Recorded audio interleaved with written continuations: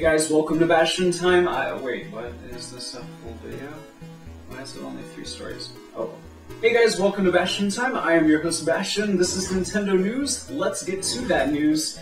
This is super late, so no comment saying, oh, Bastion, you're so late with this. I know. I actually meant to talk about this on Monday, but what can you do? It got shifted around in my notes, and so I'm talking about it today. Which is, in case you haven't noticed, Skyloft and Hyrule Warriors. Which means a whole lot of things. At first I was like, well, that could make sense. This game could take place post Skyward Sword, because that would make sense since it seems like maybe Link and Zelda already know each other. But it can't take place before Skyward Sword because things are already in place, like the Master Sword and the Triforce being ruled by the royal family and whatnot. But then that's all blown out of the water by the fact that if you look really closely at this piece of art, you can see the goddess statue back up in Skyloft. And spoilers, if you have not played Skyward Sword, this is kind of spoilery, so I'll wave, you can mute me right now, and then I'll wave my arms when it's okay to unmute me. But, the goddess statue is on the surface of Hyrule by the end of the game. So how does that work? Okay, you can come back now. So yeah, that doesn't make any sense. It's so much contradictory information as far as when the timeline placement is. I'm sure that we will get some kind of official announcement at some point.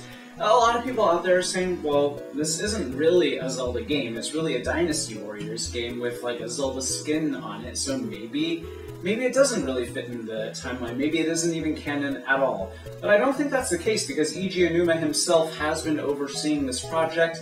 I don't feel like he would ever make a non-canon Zelda game, so I'm pretty sure it does fit into the timeline, it's just, it doesn't make any sense right now how that's even possible.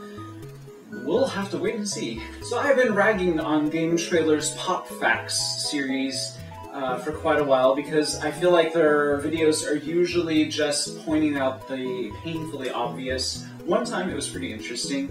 Here's one that is not super painfully obvious. A lot of fans out there say, oh, Link never speaks, and there's this whole like humor meme about Link not speaking.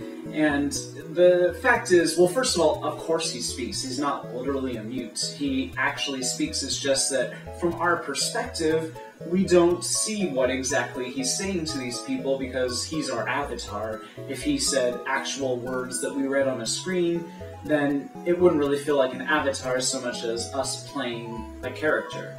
And there's a whole debate about the fact that really, he's not an avatar anymore. He really does have his own personality and story and stuff, so that whole thing is kind of silly these days, but that is Nintendo's aim, is Link is your avatar, you're a link into the game, so he doesn't speak, because if we saw his actual words, then it would ruin the illusion a little bit, but he is talking to those people. So, putting that aside, we actually do have an instance where he really does speak. And if you don't want that to be ruined, I'm not going to mention it here, but it was from one of the earlier games. He does have an actual line of dialogue. I mean, there's also the whole thing where in Wind Waker, he is yelling, "Come on!" when you use the, when you press that button to get the statue to follow you or whatever. So he does speak in that instance, but there is one place where we see printed dialogue. They cover it and point it out, so good for them for pointing out something that I think a lot of Zelda fans still don't know. I'm sure all of you do, though, right? On June 6th, the Sea Green 2DS is coming out. I'm not super interested in 2DSs. I love my 3DS XL Zelda edition, so maybe if they ever came out with a Zelda edition of a 2DS, I'd consider it. But until then, not super interested, but if you need a Sea Green 2DS, you can get one on June 6th. And that's it for this episode of Nintendo News. See you guys tomorrow for... Oh, what is tomorrow? I actually have no idea. I think it's a Bastion rant. Yes, I will do a Bastion rant tomorrow. See you then. Bye, guys.